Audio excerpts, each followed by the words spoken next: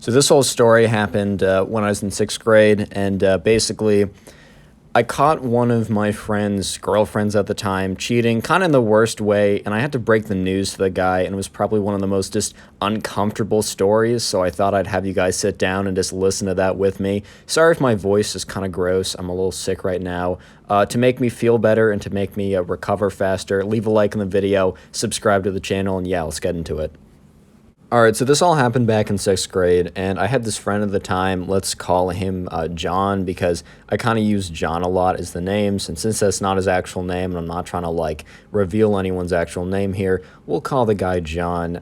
Let's call John's girlfriend at the time. Let's call her Abby. Dude, I don't know a lot of Abbies, so like I think that works. So while John and I weren't like each other's best friends ever, we were still pretty good friends. I would see him like on somewhat a regular, not like all the time, but I went to his house a couple times before. Like we were pretty close enough for him to like tell me about like Abby and everything. And like I was like friends with John, and John was telling me about it back, when like he first was like kind of into Abby, first trying to talk to her, right? First when they started like Snapchatting or whatever. I've kind of forgot what people did back in sixth grade. It might have been Snapchat. It might have been like, I don't know, freaking email, dude. I don't know. I kind of forget. But like I was there. I was there on the day that like John asked her out and she said yes. I was there for the highs and the lows. And unfortunately, I was also there very much for the lows, as you guys are about to see. So basically, it's a normal day. It's just a normal day in sixth grade for Connor and his friends. Just things are usual. Things are just, it is what it is, a standard day, or so I thought. So I'm in my first period class, and I'm in my first period class with Abby. And I don't know, John just has a different class, right? Because like, we just have a different class. But there's this other guy, and I'm going to call him Carl. Because I know less Carls than I do Abby's, so we're going to call him Carl.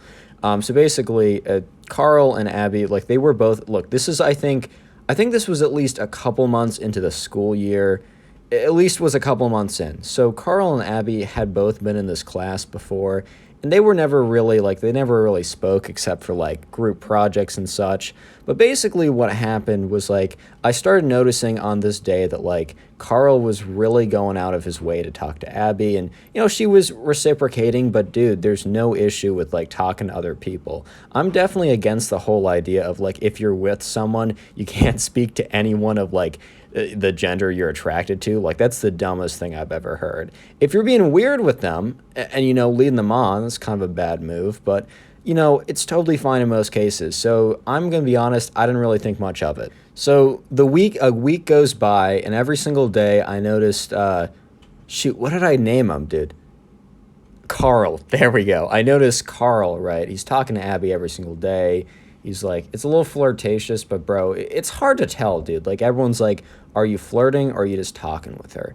And sometimes you don't know. Sometimes like you kind of flirt with like your friends, or at least the friends of like the opposite or the gender you're attracted to, right? Like that happens, and I have no interest in it. It's just fun, right? So like it's hard to tell, dude. Sometimes it's hard to tell like genuine conversation and trying to like get something done, right? It's sometimes hard to tell. But basically a week goes by, and I just kind of notice it. It's not something I tell John, because like, dude, if I thought something was happening, John and I were boys, I'd be on top of that right away, right?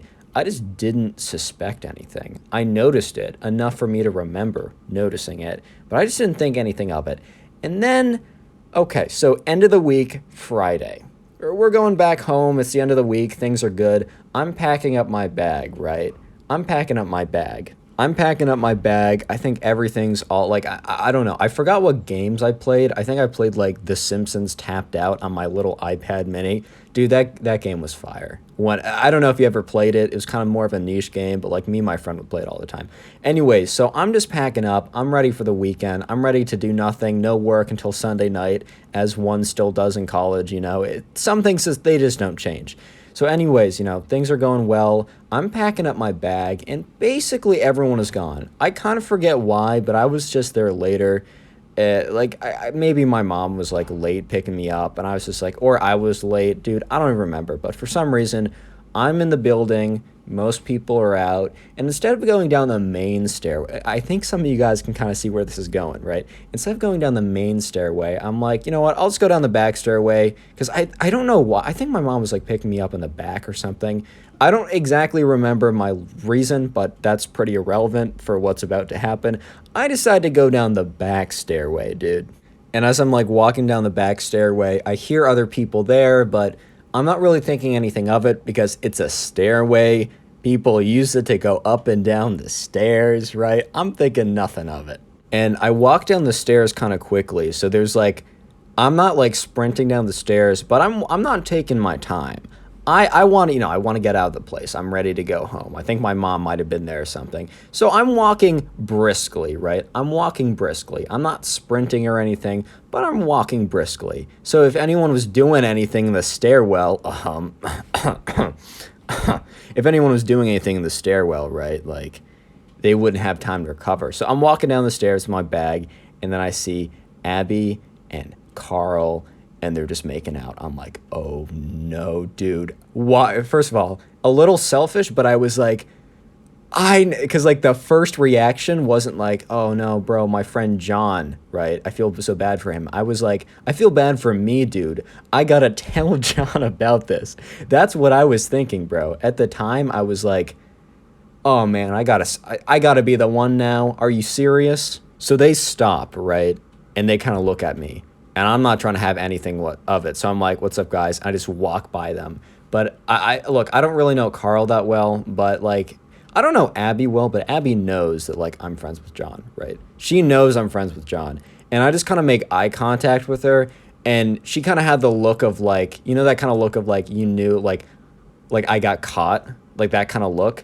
Dude, she had that look. And I was like, yep, maybe just don't cheat next time, bro, right? So anyways, I get back home. I fire up, I think I have like iMessage at this point. I think I use like my email address on my iPad. That was the thing back in the day, dude. So I'm thinking to myself, I fire up my iMessage. I'm like, okay, what are we going to do here, right? What's the plan? What's the course of action? I'm like, I got to tell him. I really don't want to do it, dude. I really am not trying to do this, but it's also like, it's my responsibility as John's friend to do it. Like, I really didn't have a choice here unless I wanted to be a bad friend. So I was like, okay. I composed a little iMessage. I'm like, hey, John. I sent him a text saying, hey, John, I got some bad news. Just got to brace yourself. I sometimes think, like, prepping people a little bit in advance is kind of good so they can kind of get in the right mindset. I don't know. I did that there. I think it paid off. Like, honestly, I think it was the right call. So I kind of compose him after that. So he responds to me with a bunch of question marks. Because, dude, if someone sends you that text, like, especially like with the text, and if they don't have the other one prepared, it took me like a couple minutes to make the other text. I feel kind of bad because, like, definitely in that case, like, I should have had that prepped so that he wasn't there waiting. But I basically explained what happened. I told him I went down the back stairwell. I was a little late. And basically explained what I saw. And he kind of didn't believe me at first. He thought I was, like, doing, like, a really, like, mean joke or something, which I think he kind of knew because that's just out of my character. That's, like, not even something I would do now.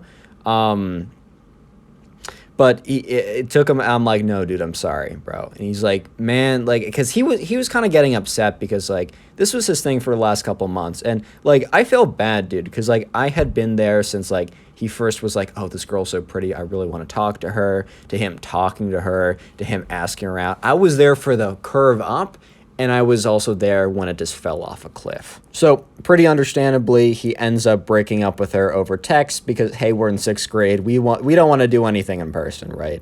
And the good thing about Abby and John was they didn't have any classes together. So while they definitely saw each other, because I went to a relatively small school, at the end of the day, like, it wasn't that big of... You could get around not talking to someone.